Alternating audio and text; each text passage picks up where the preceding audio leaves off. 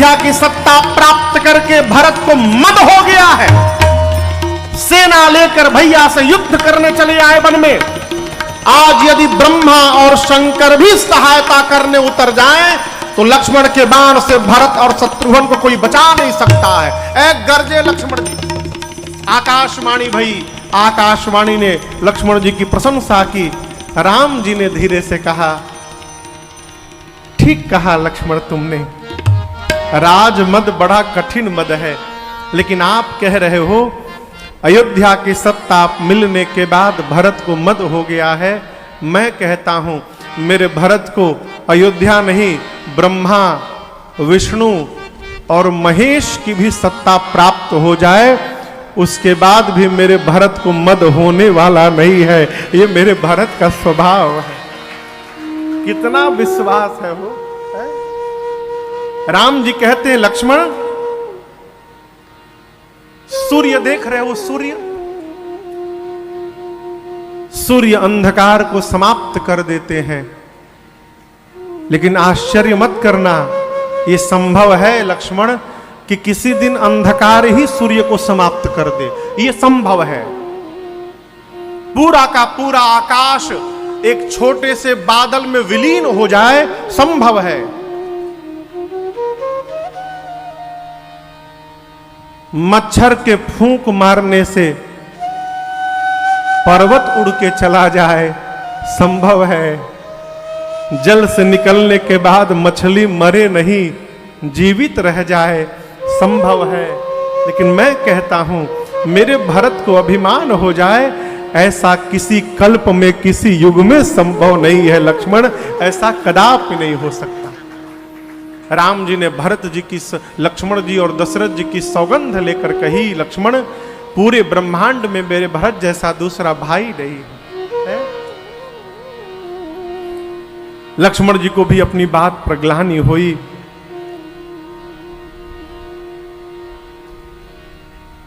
प्रातःकाल भरत जी निषाद राज, गुह और शत्रुघ्न भैया को साथ में लेकर अपने साथ गुरुदेव एवं माताओं से अनुमति लेकर राम जी से मिलने के लिए पहले गए। सबसे पहले भरत जी अकेले गए। चलते चलते निषाद राजगुरु ने भरत जी को राम जी की कुटिया का दर्शन कराया। यहां गोस्वामी जी कहते हैं भरत जी जैसे पहुंचे हैं भगवान की कुटिया के बाहर, थोड़ी दूर पहले अचानक चलते चलते भरत जी रुक गए।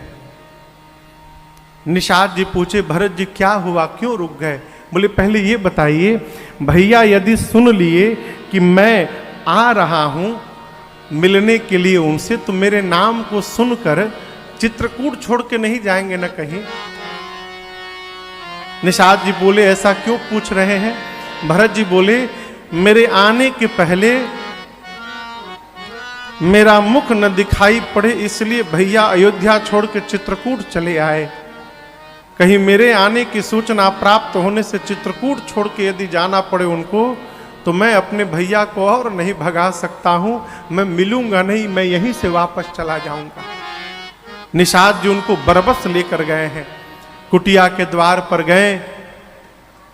भीतर राम जी, चबूतरा देखें आप, चबूतरा बरगद का वृक्ष है आश्रम में चित्रकूट के, नीचे चबूतरा है, चबूतरे पर सीताराम जी बैठे हैं और चबूतरे के नीचे लक्ष्मण जी बैठे, हाथ जोड़े, हाथ जोड़े लक्ष्मण जी बैठे हैं। राम जी ने लक्ष्मण जी से कुछ प्रश्न किया है और लक्ष्मण जी उस प्रश्न का उत्तर दे रहे हैं। निषाद राजगुरु ने भरत भैया को राम जी का दर्शन कराया, वो देखिए आपके भैया हैं, जाइए मिल लीजिए। भरत जी भीतर नहीं गए, बोले मैं भीतर जाकर मुंह दिखाने लायक नहीं हूं। उसी कुटिया के द्वार पर खड़े होकर अपने भुजाओं को ऊपर उठा लिए। अब बोले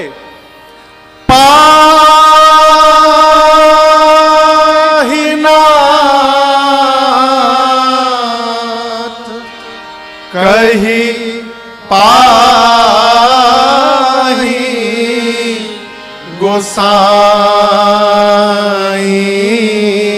गोसाई भूत बल पड़े लकुट की नारी।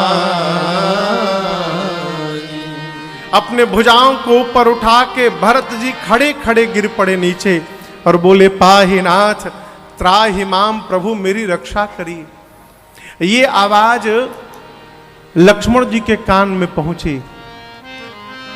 लक्ष्मण जी के पहुंच गई तो क्या राम जी के कान में न पहुंची होगी? लेकिन लक्ष्मण जी की बात लक्ष्मण जी के कान में पहुंची, राम जी सुन के भी अनसुना कर दी। यहां गोस्वामी जी कहते हैं, लक्ष्मण जी सोचने लगे उत्तर दूं कि भरत जी के आने की सूचना दूं। समस्या है ना, उत्तर दे रहा हूं तो बीच में रोक कैसे रख सकता हूं? तो गोस्वामी जी यहां बड़ा सुंदर उदाहरण देते हैं, चढ़ी चंग जनु खेच खिलारू। पहले हम लोग पतंग उड़ाते थे, आजकल तो प्लास्टिक का पतंग आने लगा, पहले कागज का पतंग आता था।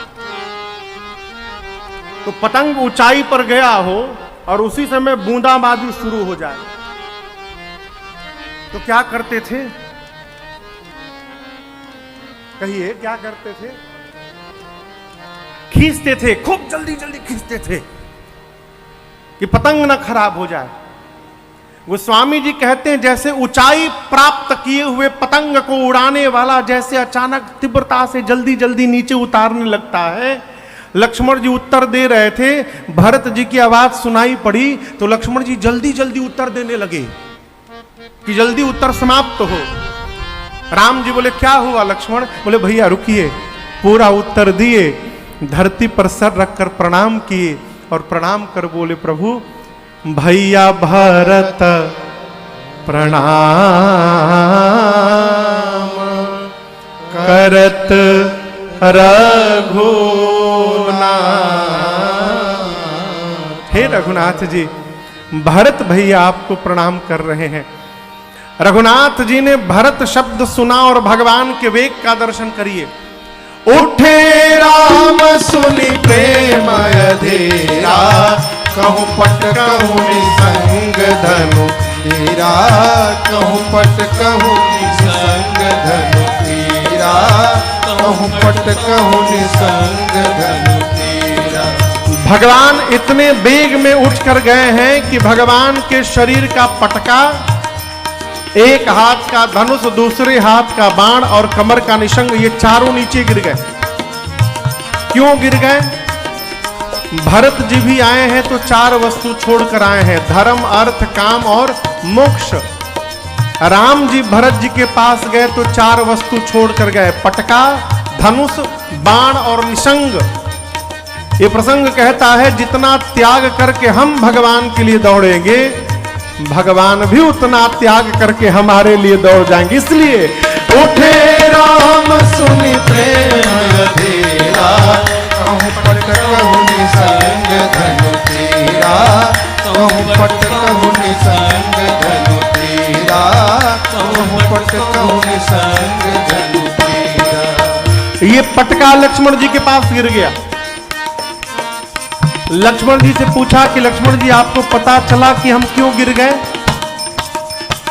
लक्ष्मण जी, यदि हम राम जी के शरीर पे बने रहते, राम जी जाके भरत जी को उठाने वाले हैं और जब भरत जी को राम जी हृदय से लगाते ना तो हम दोनों भाइयों के बीच में दीवार बन जाते।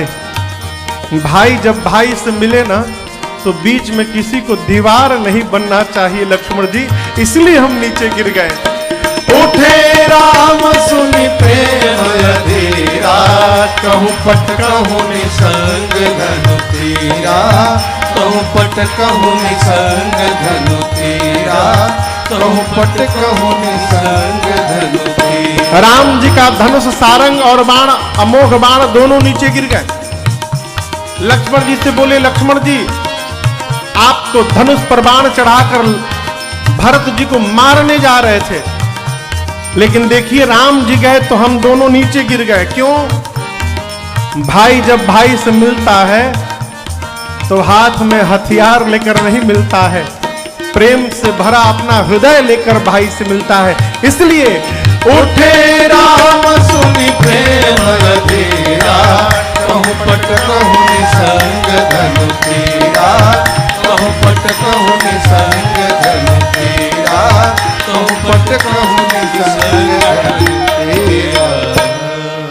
राम जी गए और लगे भरत जी को उठाने। बरबस लिए उठा, बरबस यानी बरियाई से। यहां आपको निवेदन करूं, कोई व्यक्ति यदि बैठा हुआ है, आप तब तक उसको नहीं उठा सकते जब तक वो स्वयं उठना न चाहे। इसको समझिएगा। यदि कोई आदमी अपना पूरा शरीर ढीला छोड़ दे, आप उठाते रहिए, आप नहीं उठा सकते हैं। आप कब उठा सकते हैं? जब वो स्वयं उठना चाहेगा। राम जी भरत जी को उठाना चाह रहे हैं, लेकिन भरत जी उठ नहीं रहे हैं। इसके कई कारण महापुरुष बताएं। एक कारण, दो कारण मैं आपसे निवेदन करूं। एक तो कारण ये गूढ़ अर्थ है। इस पूरे घटनाक्रम के बाद भरत जी जीवन भर अब कैकेयी को मां नहीं बोले। पूरे जीवन भरत जी कैकेयी मैया को मां नहीं बोले कभी। आपको एक प्रसंग सुनाऊं। एक महापुरुष कह रहे थे, बाबू एक दिन भगवान जब राजा बन गए, उसके बाद मां कैकेयी के पास जब राम जी गए तो मां कैकेयी एकांत में रो रही थी। राम जी बोले, मां आपके आंखों में आंसू? मां ने कहा, राम आपने जैसा जैसा कहा था मैंने वो सब किया, और मुझे इस बात की ग्लानि नहीं है कि संसार के लोग मुझे क्या क्या नहीं कहे। ग्लानि तो एक बात की है, राम आप मुझे मां कहते हो, लेकिन भरत मुझे मां नहीं बोलता। राम जी सुने तो रघुनाथ जी विह्वल हो गए। राम जी गए भरत जी के पास और भगवान की आंखों में आंसू देखकर भरत जी चरणों में लूट गए। कहे, प्रभु क्या मेरे से कोई अपराध हो गया है? राम जी बोले, भरत आज मैं आपसे कुछ मांगने आया हूं, आप मुझे जो मैं मांगूंगा दोगे? भरत जी बोले, जो मांगिएगा प्रभु। राम जी बोले, वचन लो पहले। भरत जी बोले, प्रभु वचन लेता हूं, आप जो मांगिएगा दूंगा सिवाय एक वचन के। राम जी बोले, वो वचन कौन सा है? प्रभु मैं पहले बोल देता हूं, इस जन्म में मैं कैकेयी को मां नहीं बोलने वाला हूं, इसके लिए कुछ भी हो जाए। जब भरत जी ये बात बोल दिए तो राम जी मौन होकर चले गए वहां से। भरत जी मां नहीं बोले जीवन भर। इसीलिए कहते हैं, तजो पिता प्रहलाद विभीषण बंधु भरत महतारी। प्रहलाद ने पिता का त्याग किया, विभीषण ने भाई का त्याग किया, भरत जी ने अपनी मां का त्याग कर दिया। अब दर्शन करिए, भरत जी कैकेयी को मां नहीं बोलते। अब वो जानकी मैया को मां बोलते, सीता मैया को मां। सीता मैया की मां कौन है? कहिए, सीता मैया की मां कौन है? धरती मैया। सीता मैया का जन्म धरा से हुआ है, भूमि जहां है। तो सीता मैया की मां कौन हो गई? धरती मैया। भरत जी की मां सीता जी, सीता जी की मां धरती मैया। तो आप बताइए, धरती मैया भरत जी की क्या लगेंगी? कहिए कहिए, नानी लगेंगी। भरत जी की मां सीता जी, सीता जी की मां धरती मैया, तो धरती मैया भरत जी की नानी लगेंगी। आपसे कहूं, भरत जी जब पाहीनाथ कह के धरती पर गिरे ना, तो स्वयं धरती मैया ने ही भरत जी को बाहों में पकड़ रखा है कि तुम जैसे नाती को प्राप्त करके आज ये धरती भी धन्य हो गई। भरत जी, आप जैसा नाती मेरे पास है। धरती मैया पकड़ी हैं, इसलिए राम जी उठा रहे हैं और भरत जी उठ नहीं रहे। एक कारण। दूसरा कारण, भरत जी से लोगों ने जब कहा था, जब भरत जी आए थे तो गुरु जी ने कहा कि भरत जी राम जी के वियोग में आपके पिताजी चले गए। तब भरत जी ने एक बात कही, गुरुदेव आप जो कह रहे हैं वो बात मेरे समझ में नहीं आ रही है। भैया के वियोग में पिताजी नहीं गए हैं। पिताजी ने अपने जीवित रहने का उपाय बताया था, कहा था कि मुझे राम के पास पहुंचा दो, मैं बच जाऊंगा। पिताजी भैया के वियोग में नहीं गए गुरुदेव। पिताजी मेरे आने के पहले इसलिए चले गए कि यदि वो जीवित रहते तो इस कलंकी पापी भरत का उनको मुख दिखना पड़ता। इस पापी का मुख न दिखाई पड़े, इसलिए मेरे आने के पहले पिताजी चले गए। वही भाव लेके भरत जी आज हैं। भरत जी इसलिए नहीं उठ रहे हैं कि जैसे भैया मुझे उठाएंगे, इस पापी भरत का मुख उनके सामने चला जाएगा और मैं अब किसी को मुख दिखाने लायक नहीं रहा हूं, इसलिए भरत जी उठ नहीं रहे। भगवान उठाए हैं आधा, भरत जी लटके हुए हैं। भरत जी से राम जी पूछे, भैया आप उठ क्यों नहीं रहे हैं? भरत जी बोले, प्रभु मैं मुख दिखाने लायक नहीं रहा। राम जी बोले, आप यही चाहते हो ना कि मैं आपका मुख न देखूं? मैं वचन देता हूं भाई, मुख नहीं देखूंगा, लेकिन जब तक आप मेरे हृदय से नहीं लगोगे भरत, तब तक आपके भैया के हृदय का ताप समाप्त नहीं होगा। भरत जी बोले, प्रभु वही तो मैं भी कर रहा हूं। नीचे झुका हुआ हूं तो आपके चरण दिखाई पड़ रहे हैं। आपके हृदय लग जाऊंगा तो चरण दिखाई देना बंद हो जाएगा। और मैंने गुरु जी से कहा था, देखे बिनु रघुनाथ पद जिय के जरनी। आप दर्शन करिए, भरत जी झुके रहना चाहते हैं अपने हृदय की जलन को समाप्त करने के लिए, और रघुनाथ जी हृदय से लगाना चाहते हैं अपने हृदय के जलन को समाप्त करने के लिए। प्रभु ने बरबस उठाया और बिना मुख देखे बरबस लिए उठाए। अब बिना चेहरा देखे तुरंत उरलाए कृपा। बिना भरत भैया का मुख देखे भगवान ने हृदय से लगा लिया। भरत जी का मुख भगवान के पीछे चला गया। अब दोनों भाई गले लगकर भरत राम की मिलान लखी बिसरे सब ही। जितने लोग थे सब अपनी सुधि खो बैठे। चित्रकूट आप में से कौन कौन गया है? 10-12 लोग। कभी अवसर लगे तो चित्रकूट जाइए। आज भी आपको ऐसा लगेगा कि चित्रकूट वैसा ही दिखता है जैसा रघुनाथ जी के समय में होगा, आज भी। और जब आप कामदगिरी की परिक्रमा लगाते लगाते एक स्थान है जहां पर राम जी की कुटिया ये थी, आज भी वो स्थान है। जब कुटिया में भीतर जाएंगे तो भारत सरकार द्वारा एक छोटे छोटे बाउंड्री वाल बनाए गए हैं पत्थरों के चारों तरफ, स्थान स्थान पर। वो जानते हैं कैसे दीवाल है और वो कैसे पत्थर है। जिस समय राम जी ने भरत जी को हृदय से लगाया था, दोनों भाइयों के मिलन को, विलाप को देखकर सुनकर वहां जो पत्थर थे, सारे पत्थर मोम की तरह पिघलने लगे थे। और वो पिघले हुए पत्थर आज भी हैं, आप देखिएगा उनको जाकर। सरकार ने चारों तरफ से घेर दिया है कि कोई स्पर्श न कर सके उनको। अब आप कल्पना करिए, जिस प्रेम का दर्शन करके पत्थर पिघल गए होंगे, वहां जो जीवित होंगे उनकी क्या दशा हुई होगी। गोस्वामी तुलसीदास जी तो कलम रख दिए अपना, बोले मैं नहीं लिख सकता। अब एक घास है जिसका नाम है गांडर। क्या नाम है? गांडर। घास है, बहुत लंबी घास होती है, नहर के किनारे निकलता है गांडर।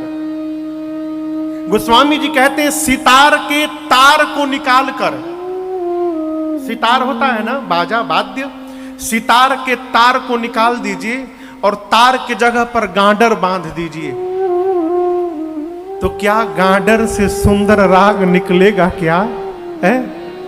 गोस्वामी जी कहते हैं जिस प्रकार गांडर से सुंदर ध्वनि नहीं निकल सकती है, उसी प्रकार इस कुमति तुलसीदास से भरत जी और राम जी के प्रेम की व्याख्या नहीं हो सकती है। ये मेरे बस की बात नहीं है। तो स्वामी जी हाथ ऊपर कर दिए, मैं नहीं लिख पाऊंगा। चारों भैया मिले और यहां पर आपको एक अंदर की बात बताऊं। देखिए, भरत जी को राम जी को लेकर समस्या नहीं थी। भरत जी, राम जी, लक्ष्मण जी, शत्रुघ्न जी चारों एक साथ जन्मे हैं। भरत जी को विश्वास था कि भैया मुझे अपना लेंगे। समस्या थी भाभी को लेकर, सीता मैया को लेकर। भरत जी सोचते थे कि भाभी माँ तो मिथिला से आई हैं, अभी 11 वर्ष ही हुए हैं, हो सकता है वो इस भरत को ठीक से जान न पाई हो। यदि वो मेरे बारे में कुछ अन्यथा सोच ली होंगी तो फिर मैं कैसे जीवित रह पाऊंगा। और गोस्वामी जी कहते हैं भरत जी राम जी से मिलने के बाद जब सीता मैया के पास गए, अभी बात नहीं हुई, केवल जानकी मैया का मुख देखा और मुख देखकर पता चल गया कि मां मेरे पर अनुकूल है। गोस्वामी जी कहते हैं सब विधि सानुकूल लखी सीता, अपने प्रति सब प्रकार से अनुकूल देखकर सीता को भरत जी भे सोच समाप्त हुआ, उर अपडर बीता, शरीर का हृदय का डर समाप्त हो गया। भरत जी प्रसन्न हो गए। निषाद राजगुरु ने कहा कि पूरा परिवार आया है। राम जी गए और पूरे समाज को चित्रकूट आश्रम में ले आए। चित्रकूट में 5 बैठकी भई है। कितनी? 5। कितनी? 5। पहली बैठकी आते आते भाई गुरु जी ने कहा कि राम आपके वियोग में आपके पिताजी चले गए। दूसरी बैठकी एकांत में भाई अयोध्या वासियों की, गुरु जी की। गुरु जी ने कहा कि मेरे अनुसार राम जी की आज्ञा का पालन करना चाहिए, क्योंकि राम जी जीव नहीं है, जगदीश है, भगवान है। क्या किया जाए भरत जी? भरत जी बोले जो आज्ञा गुरु जी। गुरु जी बोले यदि मेरे से आज्ञा लेंगे भरत तो एक सिद्धांत कहूंगा, बुद्धिमान वही कहलाता है जो देखे सर्वस्व डूब रहा हो तो आधे में संतोष कर ले। यदि पूरा बचाने के पीछे जाएगा तो जो आधा बच रहा था वो भी डूब जाएगा। भरत जी बोले मैं समझा नहीं गुरुदेव। गुरु जी ने कहा यदि आप और शत्रुघ्न दोनों भाई बन जाने को तैयार हो जाओ तो मैं राम लक्ष्मण सीता को लेकर वापस चला जाऊंगा। 14 साल भरत जी आपको वन में रहना पड़ेगा। भरत जी हाथ जोड़कर बोले गुरुदेव क्या मेरे वन में जाने से भैया वापस चले जाएंगे? बोले मैं लेके चला जाऊंगा। गुरु जी बोले, भरत जी नाचने लगे। भरत जी, गोस्वामी जी कहते हैं ऐसा अवसर आया, ऐसा लगा मानो महाराज जीवित हो गए हो। जैसे कोई मृतक व्यक्ति जीवित हो जाए उस समय जो आनंद उठेगा। भरत जी सुने कि मेरे वन में जाने से भैया वापस चले जाएंगे। भरत जी नाचने लगे। वो हॉर्न बंद है क्या? वो बंद है स्पीकर। आवाज आ रही है उधर? नहीं आ रही है। आ रही है उधर? वो बंद है। उस देखिए तार वार छूट गया होगा। भरत जी बोले गुरुदेव मैं एक बात स्पष्ट कर देना चाहता हूं, मैं 14 साल के लिए वन नहीं जाऊंगा। भरत जी बोले, गुरु जी बोले मतलब? भरत जी बोले कानन कराऊं जन्म भरि बासु। भरत जी बोले गुरुदेव 14 वर्ष बाद अयोध्या जाऊं और कहीं कैकेयी फिर से मुझे राजा बनाने का सपना देख लेगी तो मैं ये समस्या ही समाप्त कर देना चाहता हूं गुरुजी। मैं जीवन भर वन में रहने को तैयार हूं, मैं अयोध्या लौट कर नहीं आऊंगा, जब तक आखिरी सांस है मैं वन में बिता लूंगा। प्रभु आप मेरे भैया को लेकर वापस जाइए।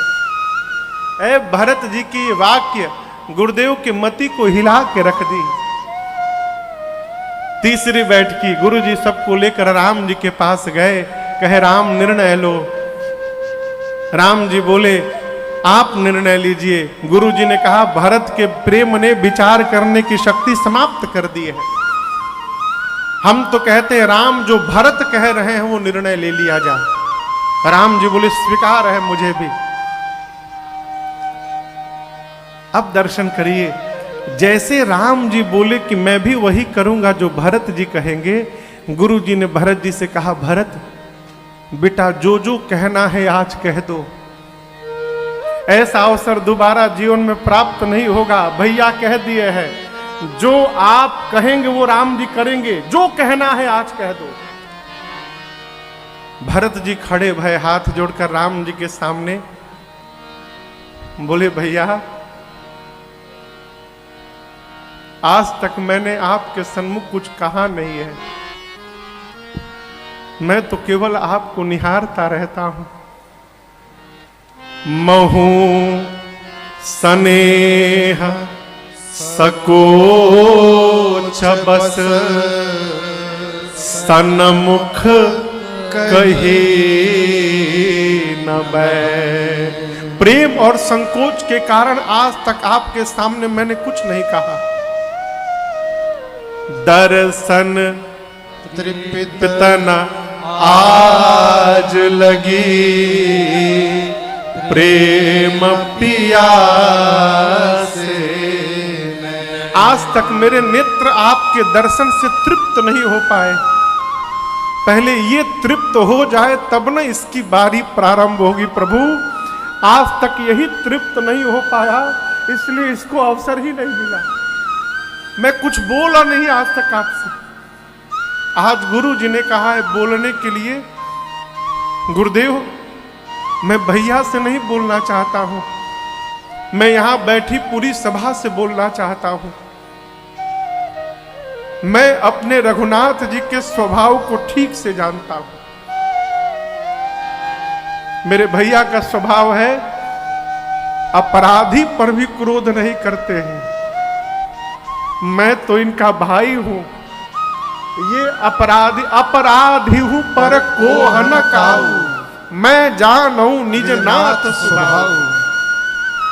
आपको एक बात कहूं गुरुदेव, बचपन से लेकर आज तक मेरे भैया ने कभी मेरे मन को दुखाया नहीं है, कभी मेरे मन को तोड़ा नहीं है।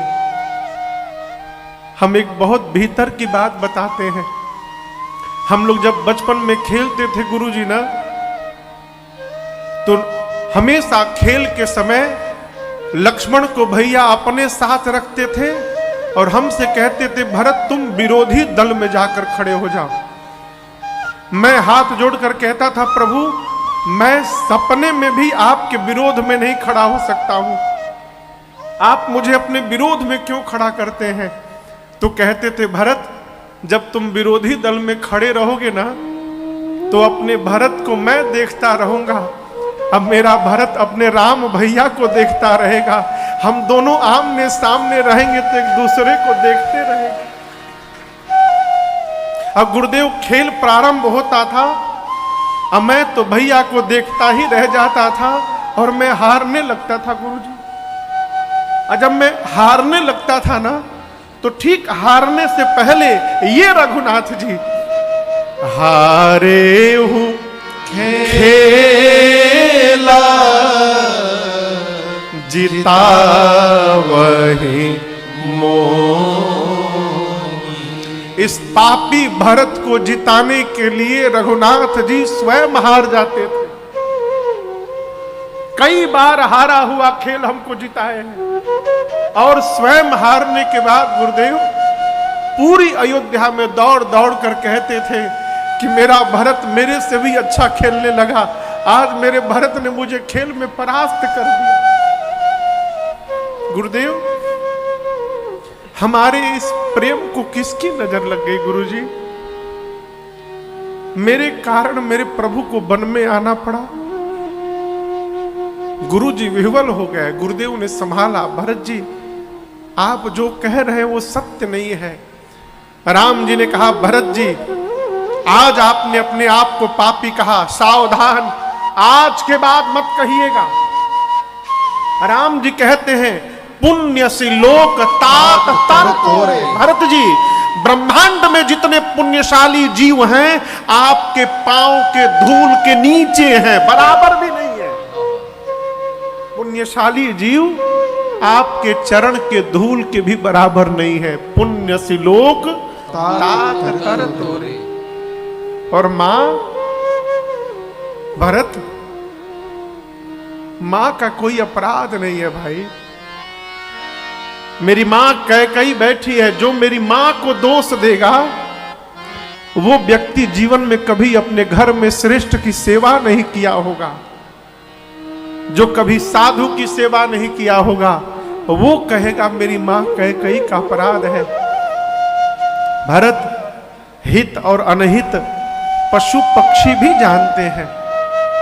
वही पक्षी नाच दिखाने वाले के साथ घुमा करते हैं, वही पक्षी बहेलिए को देखकर भाग जाया करते हैं। क्यों? वो जानते हैं वो कौन हितैषी है कौन अहितैषी है। पशु पक्षी भी जानते हैं। मनुष्य का शरीर तो ज्ञान का भंडार है। मानस तन गुण ज्ञान है। हम एक बात कहें भरत, पिताजी को वचन से प्रेम था, प्राण से प्रेम नहीं था। और आप दर्शन करिए, वचन के लिए पिताजी ने मेरा त्याग किया और अपने प्राण का त्याग कर दिया। पिताजी को वचन से प्रेम है, यही जानकर एक वचन मानकर मैं वन में चला आया।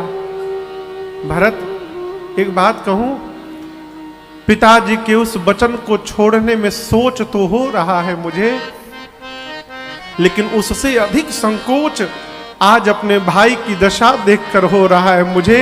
पूरी सभा के सामने कहता हूं, भरत यदि आप कह दोगे तो आपके लिए राम आज पिताजी का वचन भी त्यागने को तैयार है। मैं पिताजी का वचन छोड़कर तुम्हारे साथ वापस चलूंगा। आप कह दो क्यों? जब राम जी ने ये बात कह दी, भरत जी हिल गए पूरे भीतर से। मेरे लिए मेरे भैया बाबूजी का वचन छोड़ने को तैयार हो गए। बोले ना नाथ, मैं नहीं कहूंगा। जेहि विधि प्रभु प्रसन्न मन हो, करुणा सागर कीजिए सो। प्रभु जैसे आपका मन प्रसन्न हो आप करिए। आप जो आज्ञा देंगे हम पालन करेंगे। अरे भरत जी इतना कहे थे, तब तक जनक जी महाराज चले आए। उनके दूतों ने आकर सूचना दी, राम जी गए। पूरे समाज को लेकर आए, उचित स्थान दिए। 4 दिन बीता। सीता जी की मां सुनैना जी गई कौशल्या जी के पास रात्रि में मिलने के लिए। कौशल्या जी ने बात बात में सुनैना जी से कहा, बहन आपसे एक प्रश्न पूछूं मैं? कहा कहिए। कौशल्या जी ने कहा, बहन घर को यदि प्रकाश की आवश्यकता हो तो कितने साधन हो सकते हैं प्रकाश के? सुनैना जी ने कहा 3 साधन हो सकते हैं, सूर्य, मणि और दीपक। सूर्य के प्रकाश से घर प्रकाशित हो सकता है, मणि के प्रकाश से और दीपक के प्रकाश से।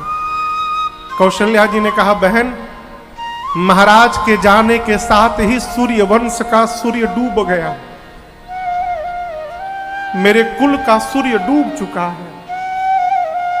रघुवंश के मणि राम है, मेरे घर का मणि घर छोड़कर वन में आकर बैठ गया है। अब मेरे घर को प्रकाश देने के लिए केवल एक दीपक बचा है। सुनैना जी ने पूछा वो दीपक कौन है? कौशल्या जी बोली मुझे भी पता नहीं था, लेकिन प्राण छोड़ने के पहले महाराज ने मुझसे कहा था, कौशल्या एक बात कहता हूं, जाने हूं सदा भरत कुल दीपा, बार बार मोहि कहे महीपा, जाने हूं सदा भरत कुल दीपा। महाराज ने बताया था कौशल्या, ये जो भरत है ना, ये भरत ही हमारे कुल का दीपक है। और आज मुझे भय लग रहा है कि राम के वियोग रूपी हवा के आगे कहीं मेरे कुल का दीपक ये बुझ न जाए। यदि राम भरत को अपने साथ नहीं रखेंगे तो भरत प्राण का त्याग कर देगा। और मुझे अपने राम की चिंता नहीं है, मुझे अपने पुत्र भरत की चिंता है। ये कौन कह रहा है? ये राम की मां कह रही है, कौशल्या, कि मुझे राम की चिंता नहीं है, मोरे सोच भरत कर भारी, मुझे भरत की चिंता है। सुनैना जी ने समझाया, आप चिंता न करिए, ये जो कुछ भी घटना घटी है श्री याज्ञवल्क्य ऋषि ने हम लोगों को पहले ही बता दिया था। जाते समय सीता जी को लेकर गई, जनक जी ने सीता जी को देखा, खूब लाड़ लड़ाया, दुलार किया। रात्रि में सुनैना जी ने जनक जी से कहा, कौशल्या जी कह रही थी आप राम जी से कहिए लक्ष्मण को छोड़ के भरत को रख ले।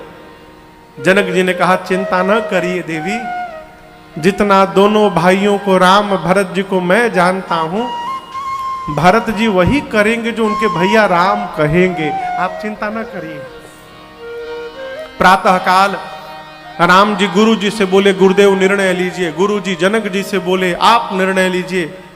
जनक जी भरत जी से बोले, भरत भैया आप निर्णय लो।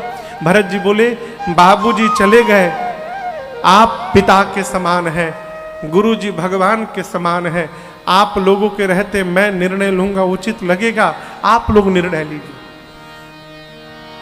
चौथी बैठकी अब प्रारंभ हुई।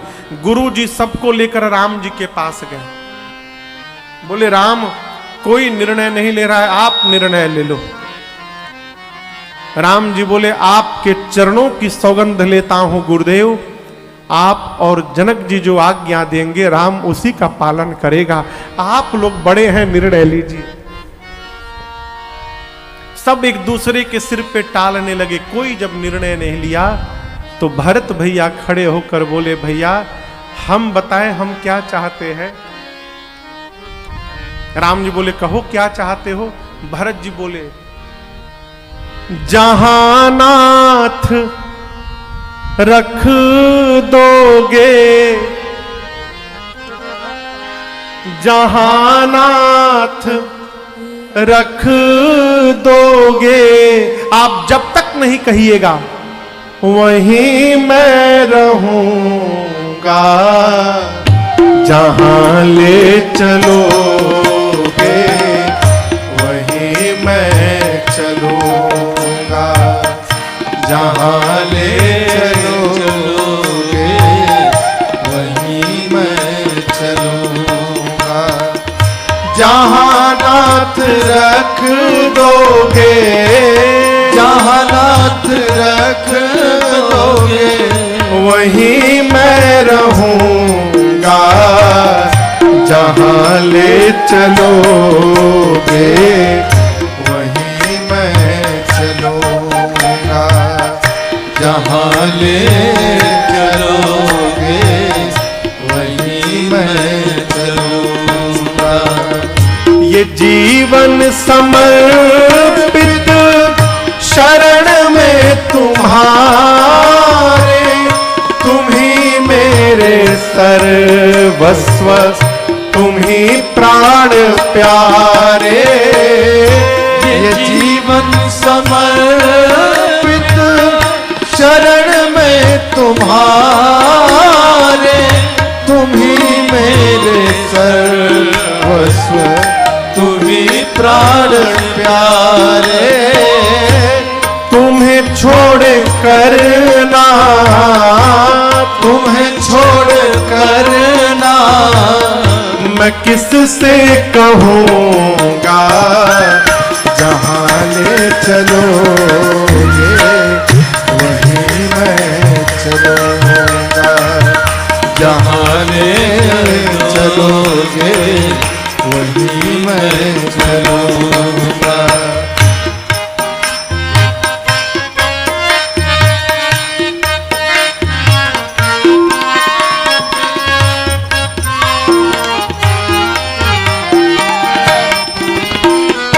भरत जी बोले, न कोई उलहना ना कोई अर्जी, कर लो करा लो तुम्हारी जो मर्जी।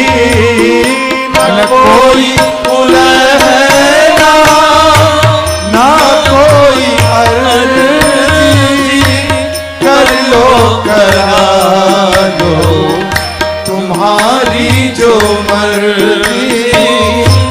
कहना भी होगा तो, कहना भी होगा तो, तुम्ही से कहूँगा, जहाँ ले चलोगे वहीं मैं चलूँगा, जहाँ ले चलोगे वहीं मैं चलूँगा।